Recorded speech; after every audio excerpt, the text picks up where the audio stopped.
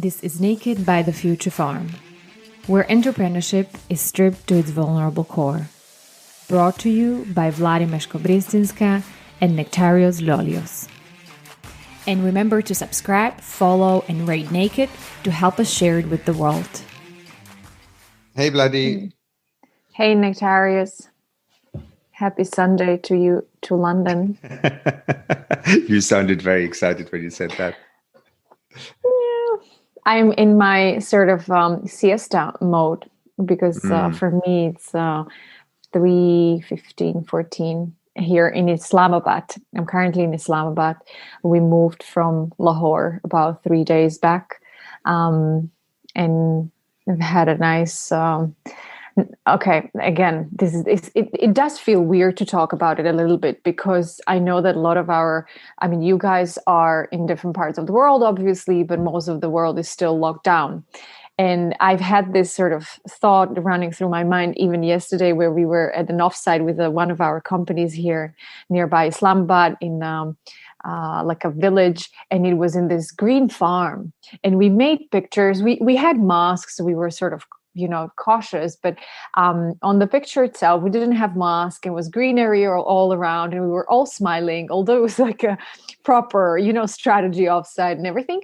And, part of the team posted it online, and I had this guilt feeling for like just, sort of empathizing with a big part of the world. So now when I was about to tell you that we had a morning walk in the mountains here and did our yoga session and meditated, and I was like, oh my God, am I going to even share this with you? Because it's like, and it doesn't mean that I don't think that you had a nice morning, but it's a little bit of a guilt session for the start of the recording. Just embrace the guilt. I'm very comfortable with you feeling guilty about this.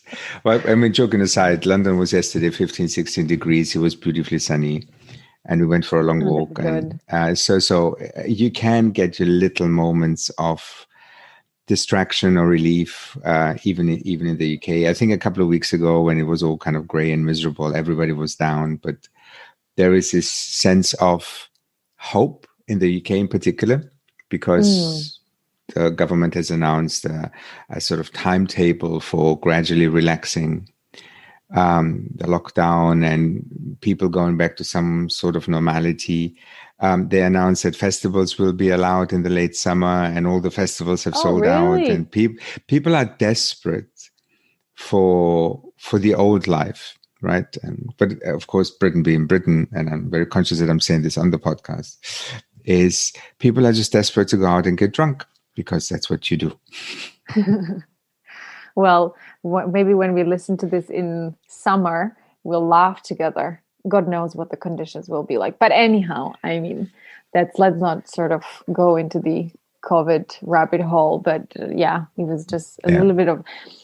I think we talked about it in the last extra, right? It was a similar situation where it's just we live in such a different sort of context at the moment, even two of us, although we share so much at the same time. So Driekie. I hope you guys enjoyed the episode. It was interesting sort of in our team, right? How it sort of resonated, different feelings about it. I think it touched people differently. I mean, as it always, but yeah. Maybe it's worth just mentioning, pointing out. So Driekie Van Wyk is an artist. We had Driekie on the guest episode, as we alternate between the guest episode and the extra. Driekie is somebody who used to have a corporate job, and she found this creative itch and was really frustrated in the corporate life. And then through kind of a big life event, she actually started making this her profession. She became a full-time artist, and to a large extent a commercial artist, because at some point she realized that people are actually interested in paying money for the art that she was creating. And then it also turned a bit into a commission play where she actually had the opportunity to paint what other people wanted to pay for. So we had a lot of discussion around this conflict between the commercial side and the creative side, but also we had a conversation around the challenges that you face as a creative, and her own mental health issues, right, and struggles, and the whole relationship to art, and we also sort of touched the topic of using art as I sort of call it a healing power, or just how it can help you heal through your own personal traumas and distress. So Nektarios, I'm looking at you, and I know that we've had I want to sort of take us back a little bit. So when we were thinking even about bringing somebody like Driekie on the podcast, right? We were quite clear in the team and in the Future Farm in general, that this theme around expanding the box of a typical entrepreneur is very important for us. And then we sort of brought Driekie on board, and it was actually, I liked how it happened, because it was also sort of serendipity, because she wrote to us. So this is maybe also call out to you guys, if you have a story to share and you think or you think that it could resonate with others, and it is related to sort of the entrepreneurial path in life and mental emotional well-being, please do reach out. We do have guests like that on the podcast. So Driekie is one of them, and I managed to connect quite a lot to it. I know that you and I also then discussed it, that maybe there was also the element around sort of a sisterhood and as a woman-to-woman story, because there were a lot of elements to it. But how are you looking at this whole sort of theme around, or let me ask differently. When somebody asks you or tells you like entrepreneur, who do you think about? Like what sort of pops up in your mind?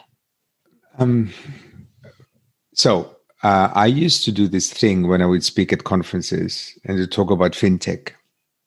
And I would get people in the room, because usually you would talk to a banking audience, right?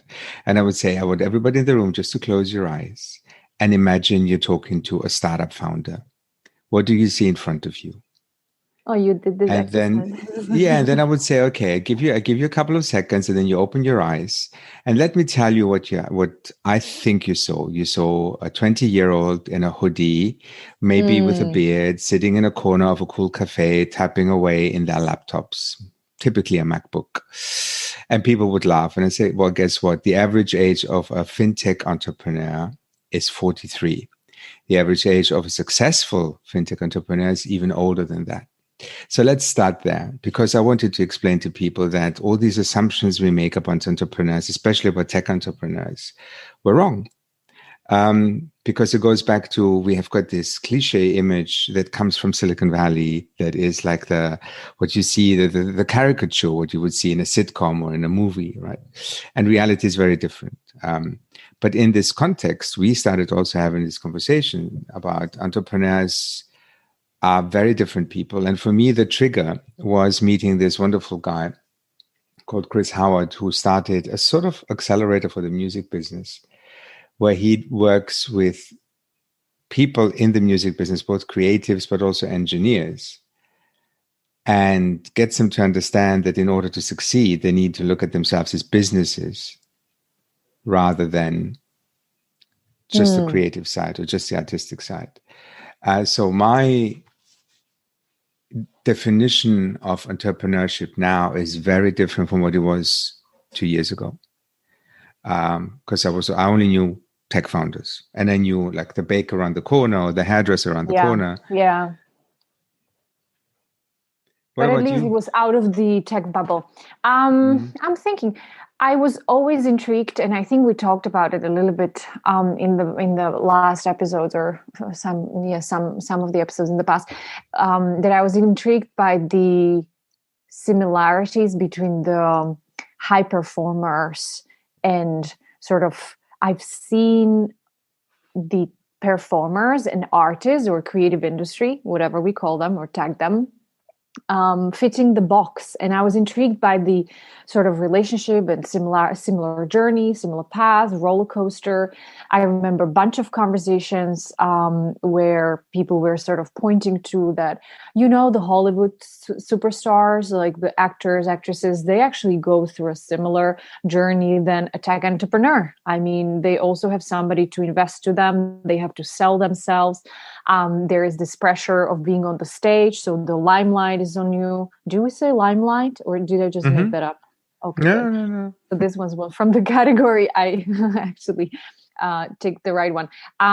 So that always sort of intrigued me, or my curiosity.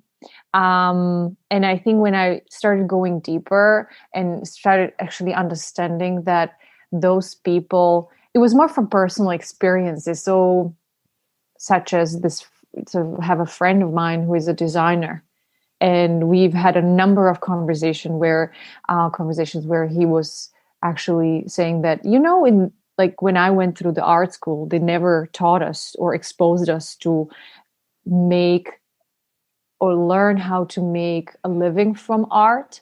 It was all about the creative soul and the sort of, it's very noble, right? It has been at least positioned to them in that way. And then he's been very articulate about the struggle that he has. And I think there was a lot that also Driekie was sort of relating to that struggle around the creativity and putting yourself on the canvas or on the stage, the soul that is out there, and then being able to be your admin, business, all the other roles, just to make able to pay your bills and sustain.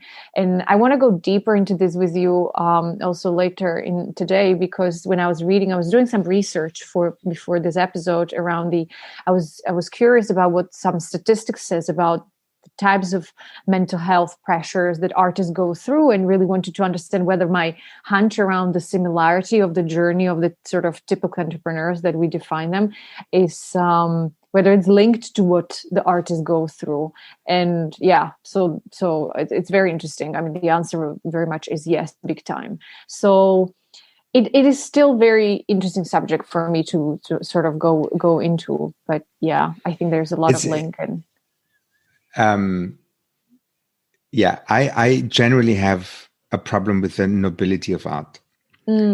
Right? So for me, I find it much more normalizing to have a conversation with somebody who's doing something different for whatever motivation, and their experience is very similar. So that's what I enjoyed about our conversation with Driekie.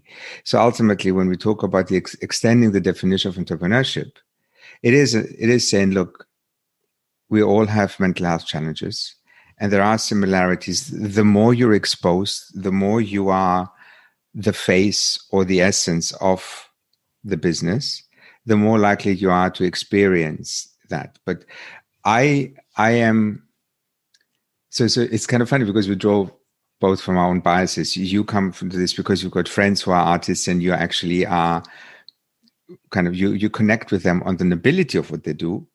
And I have friends who are artists or creatives, and I connect with them with a slight kind of cynicism about the nobility focus and saying, and in the end of the day, it's a business.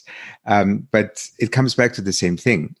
It comes back to the fact that it doesn't matter if we talk to somebody who does sport professionally, or if they're high performance in any capacity, the experiences are still loneliness, imposter syndrome, which is the theme that we're kind of talking about at the moment overall in the Future Farm. The extreme pressures to succeed, the competitiveness, which is also a startup-y thing, right? Yeah. And maybe, now maybe I'll stop here. I like what one of our friends actually, but he commented on our Driekie post on LinkedIn, and I'm going to just read it out. I hope he's okay with that. But I liked it a lot because he was driving, or he took his own, reflecting on his own experience, where he says, like, back in the dark ages when I was singing, all of us making it treated our careers just like good entrepreneurs should. With art forms like art music, you've got no other choice. And that's just one, right, of the experience. When I was looking through tell me, maybe he's more he's an opera singer. No, he's a trained opera singer. Yeah. And then I was going through the resources and materials that Driekie shared with you guys that we have on our podcast page. And there were a bunch of books, and most of the books were around how to be an artist, but it goes around, what they don't teach you at the art school. And it's like the things that they don't teach you at the art school is how you become your own finance, business, and marketing manager, as well as researcher, curator, and administrator. And to be honest, that was that experience of mine. And you're right, it's biased, but I think that is a major struggle, that it is an entrepreneurial journey to be an artist and to have that creative form of whatever output that you put out there, or your value that create for the society, and not being able to be paid for it. Maybe it's a nice transition to some of the sort of, for me, it was a little bit shocking statistics, although I think I somewhere inside, like, I knew that that's probably the state of industry, but maybe a little bit more of the research that I sort of found. So found this report that was saying that the artist and creative industry suffer from the effects of uncertain employment, or the uncertainty, again, similar, right, to the general or to more traditional and entrepreneurial journey, low pay, and the need to be willing and able to work at all times under all conditions. The artists have 3 times the level of sleep disorders than the general population. They experience symptoms of anxiety 10 times higher than the general population, symptoms of depression 5 times higher. And just the last one was around suicidal ideation, planning, and attempts, that is much higher than, again, the wider population. It was attributed, again, to the financial insecurity. And the big one was also around the fact that artists and creatives are very often expected to work for free. But I'm reading this, not, I mean, everybody can just Google this, right? So, but I found that when I was reading through it, I was thinking about that research that now hopefully our friend Michael Freeman put together in 2015 about the mental health struggles of entrepreneurs. Twice more likely to suffer from depression, twice more likely to deal with suicidal ideation. 3 times more likely to engage in substance abuse, 6 times more likely to suffer from ADHD. So yeah. So what, right? So one, for me, the takeaway was that it is a similar journey. The roller coaster, it sort of seems like we're reading the same statistics. It is not widely acknowledged. I don't think so. But again, maybe you guys will disagree. But at least, as you, Nektarios, said, from the bias and the sort of friends in my circles where we discuss this, not a lot of them see as entrepreneurs and see themselves as entrepreneurs. And there's also a little bit of that tension between the relationship between money and the creatives, right? So it's like, it's like, I don't even sometimes like want to talk about like how much money, or there's one of them even shared with me this experience of a shame attached to ask for or price the art, right? Whether it's a design or it's a painting, because people, or maybe the wider society, is not used to sort of appreciate it at that level. So there is this self-value, self-worth question. I have one big other takeaway, but I'm curious what you think about all of this. So for me, let's take it back to what we want to achieve with the Future Farm. We want to normalize a conversation around mental health for people who are exposed to pressures in a unique way. Maybe that's another way of phrasing it, because our business builders have pressures that you don't necessarily experience in the same way when you have a normal job in inverted commas. And ultimately, entrepreneurs, the similarities between the creatives and other high performers fall into the same bucket. The reason I mention this is because remember when we launched last summer, one of the things we had was from people in the corporate world who were in very senior position also came to us and said, well, actually, what you're talking about is also relatable to me. Why are you talking only about the business builders? And there is a thing here that we haven't really, there's a word that we haven't introduced, which is risk. Entrepreneurs are risk takers, right? They put everything on the line. And with the risk comes also the identity piece. And this is where I think is most similarity with somebody like Driekie, because it's a big risk that you're taking by starting to make a living out of your art and having this conflict between the commercial and the creative side. And at the same time, your identity is completely the same as your business. Yeah. There is no line, right? Yeah. The one more thing that when you said, like, what are we ultimately trying to do with Future Farm, and what I thought about when was sort of reflecting on Driekie's conversation was that we are trying to also aim for that wider systemic change, right? So it's not only about, because a lot of the articles, so I was Googling, right? It's like arts, mental health, connection of artists to entrepreneurs, etc. You want to expand sort of what's out there, how people think about this. And I have found a lot of articles that were training or trying to skill artists for how they cope with mental health challenges. And I found this brilliant piece, which was challenging this view. And I was like, yes, this is exactly what sort of resonates with our view, which is that you can try to train or skill up the resilience of the individual. But there was this, I love what they say, is that it is similar to as if you have overburdened employees in a workplace and you give them the coloring books to sort of relax instead of letting them go home without the guilty feeling that they're not sort of committed to work. And I was like, yes, nailed it, right? That's sort of, I think, acknowledgement in a more broader sense as an industry that we need to sort of change this as opposed to focusing a lot on how the artists themselves should be necessarily pumping up their resilience and build up their skill set to, cope with mental health and emotional health challenges if the wider sort of environment is not necessarily nurturing for them or it's not designed for them to thrive. So that was a big sort of takeaway for me from that conversation, or generally just when looking on this subject. You mentioned at the beginning, you also wanted to talk a little bit about the connection between art and healing. Right? Yeah. And I noticed as we were talking and imagining the people we've spoken to, that there's actually been a few people that we had on the podcast, not just Driekie, who does this professionally, right?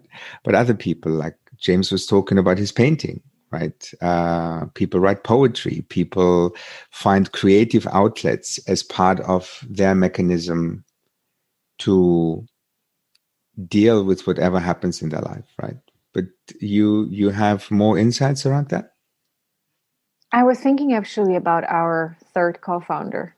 So because I was trying to think when in my life the creative sort of path or arts played a role as a healing. Nothing came to my mind straight away, to be honest. I always was inclined towards art. Actually, maybe piano. So that helps when and that's more in a, it wasn't related to a traumatic experience, but when I'm like in a moment of mostly nostalgia, or when I'm sort of like in down, and I also when I'm alone, and that's a moment where I go there because I create that bubble. It really does create a bubble, and I express the emotion in a completely different way. So maybe, so you see, I found it now as I'm thinking and talking to you. But I was thinking about our third co-founder, Nadim, that you guys maybe have heard, maybe not, but I sort of I was able to observe how he used art, and in his case, it was painting, as a healing mechanism, and how powerful it was actually for him, really, in a sort of a traumatic experience. So that sort of was, it was quite eye-opening, to be honest. And he never was painting before, and now he's like, the fact that he's very sort of, there is also a moment of proud, like he's proud about it, right? But at the same time, he created that safe space, and he goes there a lot still, into that safe space. I think the hard part around it is how to preserve it afterwards as well, even after that healing sort of phase. But yeah, I think it allowed, and I don't want to speak for him, but it was, again, like I was able to sort of be shoulder to shoulder, which was, I find as a privilege, but it was very special to see how the two, actually it was 4 hours per week, allowed him to connect in a very vulnerable and caring way with himself, and, disconnect from all that sort of disturbing environment that he was sort of facing at that time. So what about yourself? Are you using any creative forms? Or do you have experience? Yeah. This is where it might get interesting. I don't see myself as a creative person. I always struggle with an element of, I don't know, for me, creativity is something that I find really difficult to grasp. Where I kind of find ways to express myself is usually with things like cooking.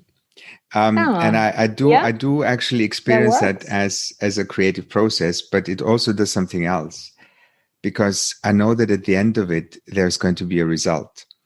And for me, it has a healing effect, because it works against the uncertainty of a longer process, which is the business or the multiple businesses, where you wake up every day and something will go wrong and you have to firefight, or you worry about money and funding and all the other stuff, right? But when I kind of feel, okay, you know what, I need to get my mind off things, I'm going to bake a cake now. I know exactly my creativity is in the choice of ingredients, in the choice of what I want to do, but also know that after 1, 2, 3, however many hours it takes, I will have a product, and usually it's going to be all right. So it is a very, very concretely a tool I use to make myself feel better. And on top of that, it's lasted a little bit longer.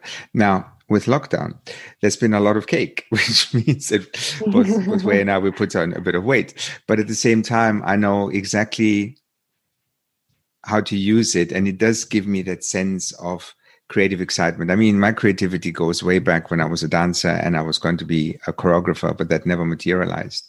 But visual arts, painting and stuff. I'm sensing that there is a whole thread of theme in there.